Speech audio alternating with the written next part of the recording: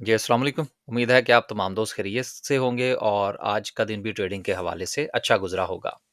Market perform कर रही है, इंडेक्स परफ़ॉर्म कर रहा है लेकिन शेयर्स के अंदर आपको कंटिन्यूटी कुछ ख़ास देखने को नहीं मिल रही।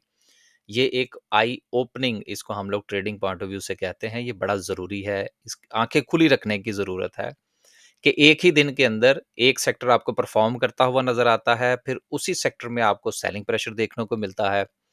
और जो सेक्टर पहले डिप्रेस था, उसमें आपको अच्छी इम्प्रूवमेंट जो है वो नज़र आती है। तो चीज़ों को थोड़ा-सा कोरिलेट करने की ज़रूरत है और आप ये चीज़ ज़रूर ज़हन में रखिएगा कि ये ऐसा हो सकता है और ऐसा हो भी रहा है कि इंडेक्स तो परफ़ॉर्म करेगा, लेकिन शेयर्स आपको शायद कंटिन्यूअसली परफ़ॉर्म करते हुए नज़र ना आएँ, क्योंकि सेक्टर स्विचिंग हो रही है। जिस तरह से आप ये देखें कि आज ओजीडीसी, पीपीएल, एफएफसी उसमें बड़ी अच्छी सिचुएशन आपको देखने को मिली। लेकिन उसके बाद देन जो है वो ओजीडीसी, पीपीएल थोड़ा-सा साइड पे चले गए और एंग्रो होल्डिंग जो है उसने परफ़ॉर्म करना शुरू कर दिया। तो इंडेक्स को तो सपोर्ट मिल रही है, लेकिन इंडिविजुअल स्टॉक्स को इस तरह से सपोर्ट नहीं मिल रही। बाकी चल के आगे इंशाल्लाह बात करते हैं और कल की वीडियो में मैंने आपसे एक और गुज़ारिश की थी कि एक तो सपोर्ट एंड रेजिस्टेंस वो हैं जो कि आपने टेक्निकली लेकर चलने हैं, लेकिन इसके साथ साइकोलॉजिकल लेवल्स जो हैं उनके ऊपर आपकी नज़र होनी चाहिए। जिस तरह से कल भी मैंने एग्जांपल दी थी, जो राउंड फिगर के लेवल्स हैं, जिस तरह से 17,000 17,500, 18,000 18,500, 16,000 16,500, ये साइकोलॉजिकल लेवल्स भी जो है वो अपना किरदार अदा करते हैं। इनको भी आपने ज़हन में रखना है। आगे चलते हैं जी। सर्किट ब्रेकर की बात करें तो आज माशाल्लाह से 10 कंपनीज अपर कैप हैं। 10 में से अच्छे वॉल्यूम के साथ एजीएल है, बनीज हो गया, अ, चकवाल स्पिनिंग आज फिर हो गया, सीडब्ल्यूएसएम। चले, अब तो ये पुरानी बात हो गई ना। ये कल की वीडियो में भी मैंने डिस्कस कर दिया था, तो अब चलें इसको 2 कैप लगे, 4 लगे, 5 लगे, अब तो ये पुरानी बात हो जाएगी प्रीमा की तरह। तो बहरहाल हमारा स्विंग की जो कॉल थी उसमें ये रिकमेंडेड था, तो आज लगातार दूसरा कैप जो है वो मिल गया। इसके अलावा टीआरजी आज हमारे हाथ लगा है अपर कैप में, देखेंगे इंशाल्लाह क्या सिचुएशन बनती है। टीआरजी भी जो है वो अच्छे वॉल्यूम के साथ है, और एजीएल को भी अच्छा वॉल्यूम लगा है। लोअर कैप की बात करें तो लोअर कैप में कोई काबिल जिक्र कंपनी नहीं है। सेक्टर वाइज बात करें कि सेक्टर वाइज आज क्या सिचुएशन रही, तो उसमें अगेन अगर आप देखें तो मिला-जुला सा रुझान है। कमर्शियल बैंक्स हैं, को ख़ास परफ़ॉर्म करते हुए नज़र नहीं आ रहे।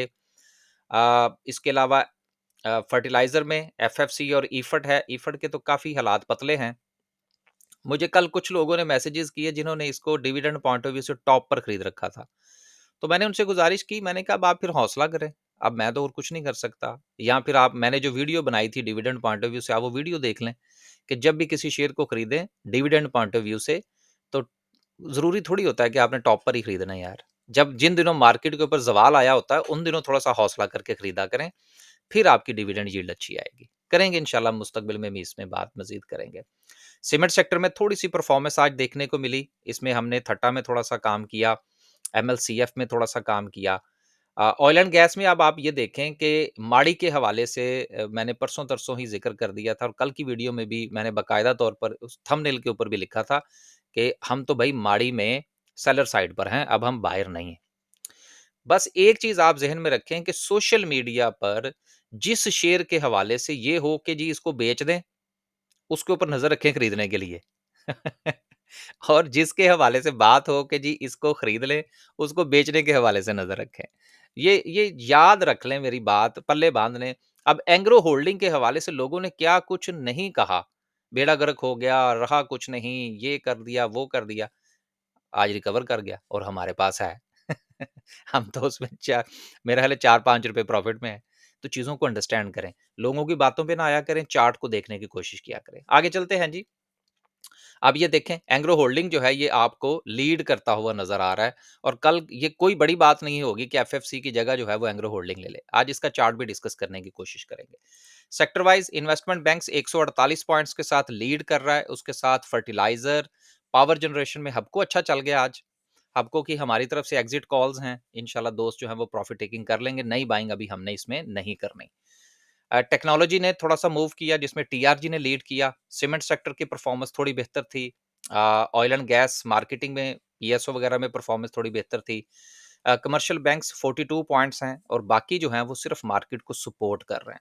ईदी बन रही है, आप भी इसको ईदी पॉइंट ऑफ व्यू से लें तो वो ज़्यादा बेहतर होगा। चार्ट इंशाल्लाह लास्ट पे डिस्कस करते हैं एंग्रो होल्डिंग का। खबरें हैं कुछ, पहली खबर जो है वो ये है कि पाकिस्तान की आईटी एक्सपोर्ट्स जो हैं वो ग्रो कर रही हैं लगातार 17 महीने से। और आईटी के हवाले से पिछले दिनों भी मैंने एक खबर पढ़ी थी और साथ में मैंने आपसे ये गुज़ारिश की थी कि आईटी के ऊपर अगर आपको थोड़ा-सा लगता है कि वो कंपनीज़ परफ़ॉर्म नहीं कर रही हैं, पूरा का पूरा सेक्टर जो है वो लम-लेट हुआ हुआ है, तो यही वक़्त होता है उन कंपनीज़ को थोड़ा-सा देखने के पॉइंट ऑफ व्यू से। आगे आप लोग खुद समझदार हैं और ये जिस तरह से बेहतरी हो रही है, आने वाले बजट में भी आप उम्मीद कर सकते हैं कि आईटी के हवाले से कोई ना कोई जो है वो इनको मज़ीद कोई मराद दी जाएँ, चाहे वो टैक्सेशन के हवाले से हो या बैरून मुल्क अपनी जो इनकी जो वो क्या कहते हैं जी फंड्स हैं, उनको रोकने के हवाले से हों। तो ज़रूर ज़हन में रखिएगा। नेक्स्ट खबर जो है वो गो के थोड़ी-सी नेगेटिव है जिसमें फ़ॉरेन डायरेक्ट इन्वेस्टमेंट जो है वो 45% तक ड्रॉप कर गई है। ये एक देखिए ये सिलसिला चलता रहता है। इसको आपने इतना ज़्यादा इस चीज़ के ऊपर नहीं लेना कि जी पाकिस्तान में अब इन्वेस्टमेंट नहीं आएगी, सारा कुछ ठीक हो गया। आने वाले दिनों में भी इन्वेस्टमेंट आपको आती हुई नज़र आएगी। ये कुछ 1-2 मामलात हैं जिस तरह से ये हमारा आईएमएफ का रिव्यू है, ये जैसे ही मुकम्मल होगा इंटरनेशनल रेटिंग एजेंसीज़ जो हैं, वो हमारी जो रेटिंग्स हैं, वो मज़ीद बेहतर कर देंगी, तो सूरत-ए-हाल आपको थोड़ी-सी पॉज़िटिव नज़र आएगी। ऑटो सेक्टर के लिए पॉज़िटिव न्यूज़ है। ऑटो सेक्टर की जो है उसकी जो फाइनेंसिंग है, वो राइज़ हुई है जो कि इंटरेस्ट रेट के गिरने की वजह से थी, इसमें आपको राइज़ देखने को मिला है और हमने ये पिछली चार चंद वीडियोज़ में भी इस चीज़ को डिस्कस किया था कि ये जो हम ये देख रहे हैं जी इंटरेस्ट रेट नीचे आ गया तो इसका क्या फ़ायदा होगा, क्या नहीं होगा। अब ये आप देख लीजिए कि इंटरेस्ट रेट अगर नीचे आया है, ये अगर लीज़िंग में इज़ाफ़ा होगा, सारे काम आगे चलेंगे, तो वो कहाँ से होंगे? वो बैंक से होंगे। तो जब बैंक से होंगे तो प्रॉफ़िट कौन कमाएगा? वो बैंक कमाएगा। क्योंकि आम लोगों को तो नहीं पता, उन्होंने ना ही इस हवाले से कोई काम करना है। ये चीज़ आप ज़हन में रखिएगा कि ऑटो फाइनेंसिंग बढ़ेगी तो उससे बैंकिंग सेक्टर को भी फ़ायदा होगा, ऑटोमोबाइल पार्ट्स को भी फ़ायदा होगा और ऑटोमोबाइल इटसेल्फ को भी फ़ायदा होगा। तो सारी चीज़ें साथ-साथ जो है वो कोरिलेट करके फिर सेक्टर वाइज़ आप उसका इम्पैक्ट जो है वो देख लिया करें। यही वजह है कि आपको थोड़ी-सी बेहतरी जो है, ये जब अगले डिजिट्स आएँगे ना जो कार की सेल्स के होंगे, तो देन आपको थोड़ी-सी बेहतरी आती हुई नज़र आएगी। लास्ट पे डिस्कस करते हैं जी वही खबर जिसके हवाले से मैंने कल भी ज़िक्र कर दिया था कि आईएमएफ ने अपना जो ड्राफ्ट है वो पाकिस्तान के साथ शेयर कर दिया है, जिसमें उम्मीद ये की जा रही है कि ये इसके ऊपर जो एग्रीमेंट है वो इंशाल्लाह हो जाएगा और हमारी जो रिमेनिंग अमाउंट है वो पाकिस्तान को मिल जाएगी। जैसे ही ये अमाउंट पाकिस्तान को जो पेंडिंग है मामलात, वो मुकम्मल होंगे, तो साथ ही हमारे बजट की तैयारी शुरू हो जाएगी। एंड देन जो है वो हमारी रेटिंग एजेंसीज जो है इंटरनेशनली मूडीज वगैरह वो रेटिंग बेहतर कर देंगी तो एफडीआई की जो खबर हमने पढ़ी जो नेगेटिव है वो भी इंशाल्लाह पॉजिटिव हो जाएगी। लेकिन ये सारी चीजें मिला के अगर आप देखेंगे तो मार्केट के लिए फिलहाल जो है वो कोई ऐसी कोई खतरनाक खबर नहीं है, मार्केट टेक्निकली परफॉर्म कर रही है और इस वक्त जो मार्केट के अंदर जो मूव है वो ईदी के चक्कर में है, इसको आप जरूर जहन में रखिएगा। लास्ट पे डिस्कस करते हैं जी आज की कैंडल को डिस्कस करने से पहले आज हमारी सिचुएशन क्या रही। टीआरजी हमारे हाथ लगा, कैप हो गया, इंशाल्लाह देखेंगे। अटक रिफाइनरी में हमने ट्रेड ली, 692 रुपए से ऊपर भी गया ये, 698 तक भी ये गया, लेकिन बहरहाल हम जो टीपी लेकर चल रहे थे वो 692 और 700 का था, तो 692 जो है वो एग्जीक्यूट हुआ। अच्छा प्रॉफिट बन गया इसमें। चकवाल स्पिनिंग ये वैसे ही आपको पता है डबल कैप हो गया आज, डबल से मुराद दूसरे दिन लगातार। एंग्रो होल्डिंग में हमने पोजीशन बनाई हुई थी, वो 193 का टीपी जो है वो हमने ले लिया है। अब मज़ीद नज़र किस पर है और चार्ट क्या कह रहा है, इस पर भी इंशाल्लाह आगे चल के बात करते हैं। पीआई बीटीएल बड़ा अच्छा चल गया माशाल्लाह, ₹10.70 का टीपी लेकर चल रहे थे, आज वो एग्ज़ीक्यूट हुआ। कल इंशाल्लाह जो है वो इसमें हम एग्ज़िट के लेवल्स जो है वो आइडेंटिफ़ाई करने की कोशिश करेंगे। अगर आप हमारा डे ट्रेड का ग्रुप ज्वाइन करना चाहते हैं, स्विंग का ग्रुप ज्वाइन करना चाहते हैं, अपना पोर्टफोलियो डिस्कस करना चाहते हैं या स्टॉक मार्केट में अपना अकाउंट ओपन करवाना चाहते हैं, तो ये 2 नंबर आपके सामने हैं। इन दोनों में से किसी भी नंबर पर आप राब्ता फ़रमाइए और पेड ग्रुप की इन्फॉर्मेशन ले लीजिए। हमारा ये जो चैनल है पीएसएक्स के हवाले से जिस पर न्यूज़ वगैरह शेयर की जाती हैं, ये फ्री है। इसका लिंक जो है वो वीडियो की डिस्क्रिप्शन में भी आपको मिल जाएगा और जो कमेंट सेक्शन है वहाँ पर भी मैं पेस्ट कर दूँगा। आप इसको वहाँ से सब्सक्राइब कर सकते हैं। अब चलते हैं जी और डिस्कस करते हैं आज की कैंडल को। कैंडल से पहले देखिए, एंग्रो होल्डिंग के हवाले से मुझे बहुत सारे लोगों ने मैसेजेस किए, आज से कुछ 2-3 दिन पहले की बात है, कि जी हमने तो इसको लॉस में बेच दिया है क्योंकि अभी इसका कोई पता नहीं कि इसने कहाँ जाना है। देखिए, ये जो लॉस में बेचने वाले मामलात हैं, ये हमेशा उन लोगों के होते हैं जो बाकायदा तौर पर अपनी ट्रेड को प्लान करके नहीं चलते। अब हालाँकि मैं अगर आपको ज़ाती तौर पर बताऊँ तो हमने इसको पहले को रफ़ली मेरा ख़्याल है कोई 177, 178 या 100, हाँ, 177-78 पे हमने इसको पहले बाय किया था। बाय करने के बाद हमने कोई 85 के अराउंड 80-85 के अराउंड जो था, 5-7 रुपए लेके हम इसमें से एग्ज़िट कर गए थे, राइट?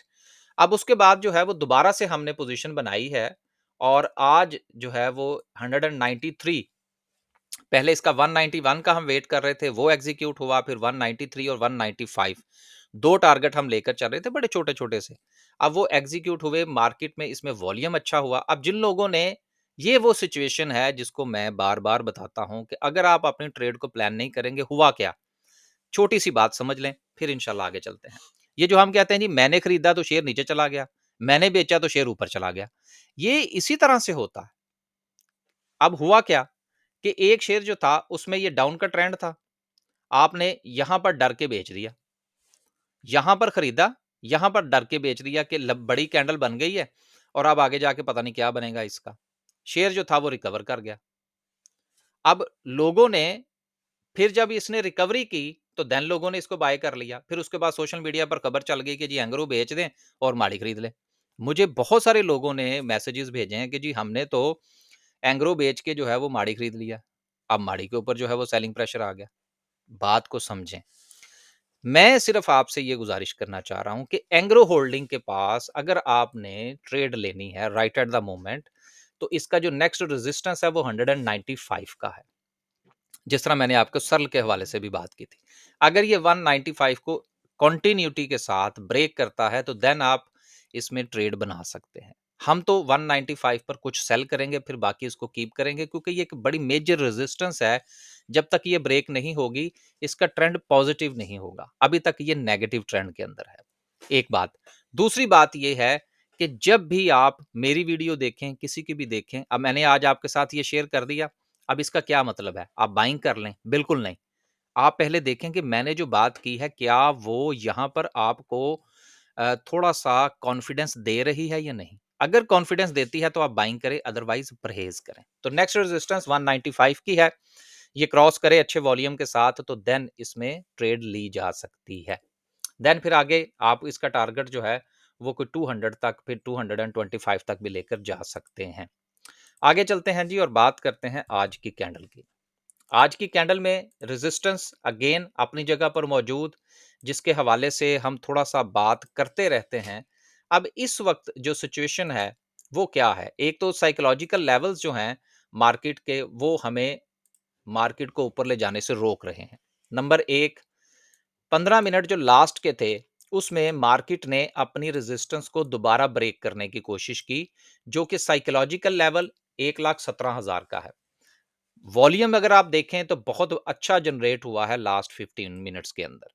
इससे पहले भी मार्केट के अंदर जो एक ट्रेंड है, मार्केट उसको फॉलो करती हुई नजर आ रही है।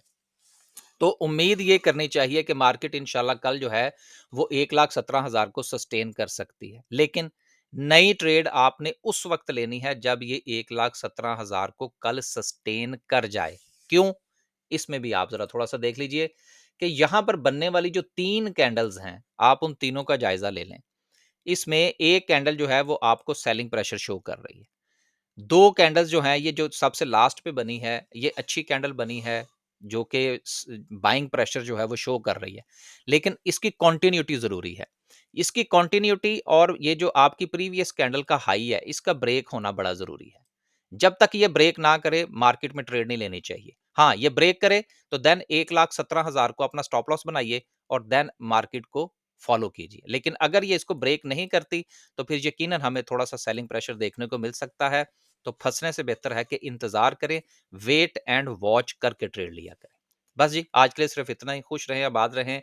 ईदी बन रही है 15 रमज़ान के बाद, ये रमज़ान के शुरू में ही हम तमाम दोस्तों ने इस हवाले से डिस्कस किया था। मैंने वीडियो में भी कई बार ज़िक्र किया है, बच के रहिएगा। और अब वो क्या कहते हैं अपने-अपने शेर की हिफ़ाज़त कीजिए।